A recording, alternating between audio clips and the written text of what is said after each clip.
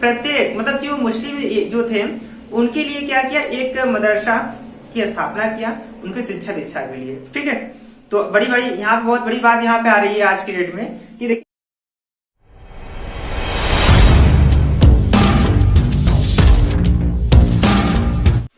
Hello दोस्तों, वंदे मातरम, जय हिंद। आज हम लोग पढ़ेंगे बंगाल के गवर्नर जनरल। ठीक है, चलिए आज हम लोग देखते हैं कि कैसे कैसे इन्होंने कार्य किया, किसने कौन से पहले गवर्नर जनरल भारत के थे, कौन से अपने अच्छे गवर्नर थे, इसका हम बात कर लेते हैं। देखिए सबसे पहले देखिए यहाँ पे हम बात कर लेते हैं कि कंपनी के अधीन, देखिए आप लोग यहाँ ध्यान देखिएगा, इससे पहले वाले जो मैं आपको वीडियो दिया था वो सिर्फ क्या था, वो बंगाल का गवर्नर था। ठीक है, तो अब यह जो आज की वीडियो आपको बताया जाएगा कि बंगाल का जो है वो हट कर क्या बना दिया गया, नाम चेंज कर दिया गया। यहाँ पे बेसिकली बात हो रही है, ठीक है, कि कंपनी के अधीन पहले क्या था, पहले बंगाल का था, अब क्या हुआ, कंपनी अपने अधीन क्या कर दिया कि गवर्नर जनरल को बढ़ावा दिया। करने मतलब कि उसी जो गवर्नर पहले था बंगाल का उसको चेंज कर दिया किसमें, जनरल गवर्नर। ठीक है, तो अब क्या कर दिया, कंपनी के अधीन हो गया। जिससे मान लीजिए यहाँ पे बताया जाएगा कि कंपनी के अधीन गवर्नर जनरल कितने के कौन कौन थे।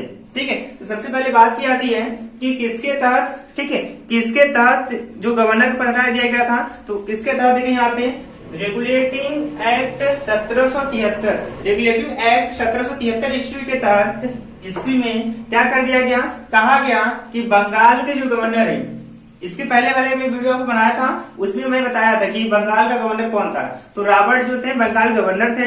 लेकिन कभी भी एग्जाम ये पूछेगा कि कंपनी के अधीन भारत का पहला गवर्नर जनरल कौन था, तो हम बात करेंगे किसकी करेंगे, हमेशा हम बात करेंगे वारेन हेस्टिंग।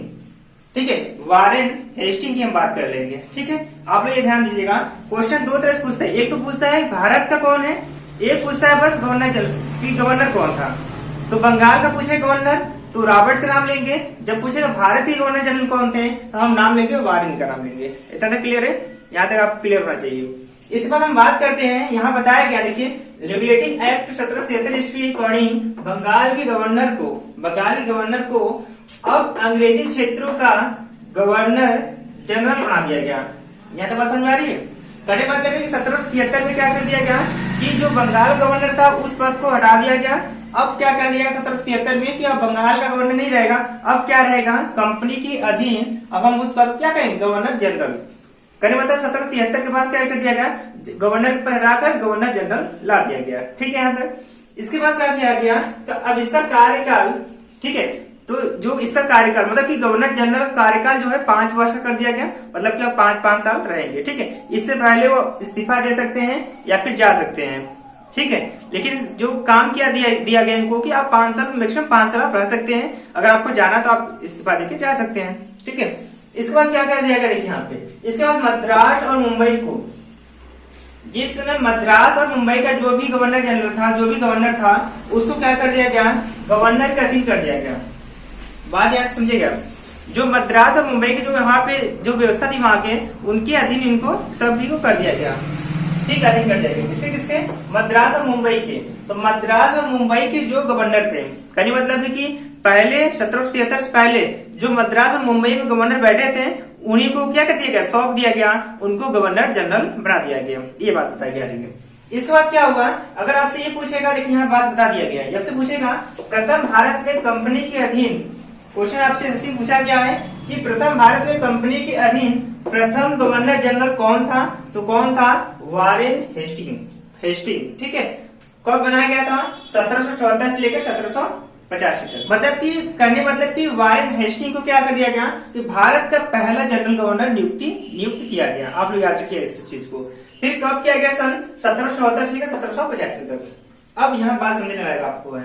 अब यहाँ देखिए 1750 में कंपनी में एक क्लर्क के रूप में, अब यहाँ हम बात कर लेते हैं कि यह वारेन हेस्टिंग जो था वो कौन था, हम उसकी हिस्ट्री का बात कर लेते हैं, थोड़ा उसके बारे में जान लेते हैं कि वो एक्चुअली वो था कौन। देखिए वो बहुत कॉमन फैमिली से बिलोंग करता था। वो क्या करता था कि कंपनी में एक क्लर्क रूप में काम करने आया था। बात से ध्यान से, आज जिसने जो गवर्नर जनरल बना वहां पे, ठीक है, कंपनी का, वो पहले क्या था, पहले कंपनी में क्या था, एक क्लर्क रूप में काम करने आया था। ठीक है, एक क्लर्क रूप, छोटा मोटा एक क्लर्क रूप में काम था। फिर उसने इतना लगन से काम किया, इतना मेहनत से काम किया कि उसको क्या कर दिया गया, उसको कहने मतलब उसने क्या किया, जब उसने क्लर्क का काम शुरू किया तो उसने बहुत ईमानदारी से, बहुत लगन के साथ कंपनी से जुड़ा रहा और काफी अच्छे से काम को क्या किया करता रहा। इसलिए क्या कर दिया गया, उसको भारत का गवर्नर जनरल नियुक्ति दी गई। इसके बाद हम बात कर लेते हैं कि अब ये पहले कहाँ पे था। पहले तो क्लर्क रूप में आया था कंपनी में, इसके बाद क्या था, कासिम बाजार का अध्यक्ष बना। इसके बाद जो सेकेंड स्टेप था, इसने क्या किया, कासिम बाजार का ये अध्यक्ष बना, वहां का लिखा जोखा वहां पर काम करता था, देखता था पूरा। फिर इसके बाद इसने क्या किया, इसके बाद आपका देख लेते हैं, इसके बाद बंगाल का गवर्नर बना। ठीक है, बंगाल का गवर्नर बना। फिर थर्ड में क्या बन गया, बंगाल गवर्नर बनने के बाद से फिर क्या बना, भारत का क्या बना, प्रथम जनरल गवर्नर बना। ठीक है, अब हम इसकी बेसिकली बात कर लेते हैं। अब इसकी बात कर लेते हैं कि इसने वारेन ने क्या क्या काम किया है यहाँ पे, क्या इसकी व्यवस्था इसने दी, वो हम बात कर लेते हैं। सबसे बड़ी बात हम करते हैं। ठीक है, तो इसने क्या किया, बहुत चालाकी से क्या किया इसने कि भारत में अदालतों की स्थापना की। जैसे होता नहीं है कि अगर हमारे यहाँ कभी मार झगड़ा या कुछ ऐसा हो जाए तो उसको कहाँ पे सुलझाया जाएगा, कहाँ पे व्यवस्था उसकी की जाएगी। तो उसने क्या किया कि व्यवस्था किया, उसने कहा कि सभी क्षेत्रों में एक न्यायालय की व्यवस्था होनी चाहिए, इसने ये कहा। ठीक है, बात समझ में आ रही है। इसने क्या कहा कि एक सभी क्षेत्रों में एक एक न्यायालय होना चाहिए और वहां की जो भी अनुशासन व्यवस्था हो उसी जो न्यायालय में, उसी अदालत में क्या होना चाहिए, उसका देख रेख होना चाहिए, उसी को काम काज होना चाहिए। ठीक है, ऐसा ना हो कि सभी लोग छोटी सी बात लेकर पूरा पहुंच जाए वहां पर, ऐसा नहीं होना चाहिए। पहले क्या हो कि वैसी न्यायालय में व्यवस्था की जाए, वहीं के मामला उसी जगह सुलटाया जाए, सलटाया जाए। ठीक है, वो इसने कहा 1772 में प्रत्येक जिले में फौजदारी और दीवानी अदालतों की स्थापना की जाए। उस समय क्या था, उसमें फौजदारी मारपीट लड़ाई झगड़ा कॉमन चीज थी। दीवानी मतलब है किसी का लूट लेना, किसी का लूटपाट कर लेना, ये सब दीवानी हो जाता है किसी को। ठीक है, मार झगड़ा करना अलग बात है। देखिए, लड़ाई झगड़ा करना मतलब कि किसी से विरोध हो गया, मार झगड़ा हो गया। दीवानी मतलब होता है कि आप किसी का घर लूट लिए, किसी का मकान लूट लिए, तो ये सब क्या होगा, दीवानी हो जाना। तो ठीक है, दिवाला कर देना, उसको बेच देना, तो ये सब होता था। तो इसने क्या किया कि उसका व्यवस्था दीवानी फौजदारी की व्यवस्था क्या की जाए, हर क्षेत्र में एक एक न्यायालय की व्यवस्था कर दी जाए। फिर इसने क्या किया कि 1785 ईस्वी में कलकत्ता में मुस्लिम शिक्षा के लिए प्रथम मदरसा बनाया है। ये सबसे बड़ी बात ध्यान समझेगा।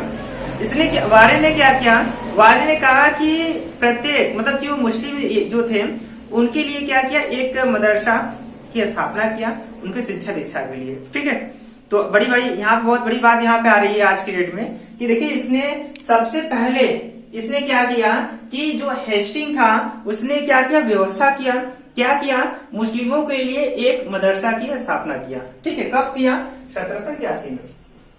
इसके बाद हम बात कर लेते हैं कि इसने क्या किया, 1782 में इसने क्या किया, बनारस में संस्कृत विद्यालय की स्थापना किया। ठीक है, 1782 में उसी नेक्स्ट ईयर में इसने क्या किया कि बनारस में संस्कृत विद्यालय की स्थापना किया। इसके बाद इसने क्या किया, गीता को, कहने मतलब है कि इसने गीता को क्या किया, इंग्लिश में ट्रांसलेट करवाया।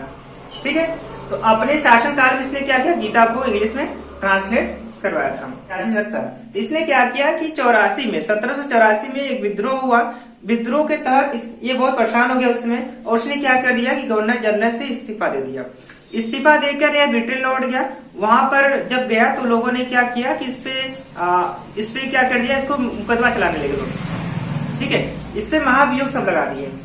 किस पे लगा दिए, हेस्टिंग के ऊपर। वारेन हेस्टिंग के ऊपर क्या करते हैं, ब्रिटेन में लोग क्या करते हैं, इस पे मुकदमा लगा दिए, इसके ऊपर आरोप लगा दिए। हालांकि आरोप ज्यादा दिन तक नहीं चला, इसका शासन व्यवस्था 85 तक चला। इसने 84 में ही इस्तीफा दे दिया था। 85 में जब इसने ब्रिटेन गया तो इसने इसके ऊपर महाभियोग लगाया गया। जबकि कानून व्यवस्था चलती रही, लेकिन इसको न्याय जो है 1795 में मिल गई। अदालत ने इसको बरी कर दिया 1795 में। ठीक है, फिर इसका शासन व्यवस्था यहीं पे खत्म हो जाता है। आगे हम लोग पढ़ेंगे नेक्स्ट पार्ट नेक्स्ट वीडियो में। ठीक है, तब तक के लिए जय हिंद, फिर मिलते हैं नेक्स्ट डे।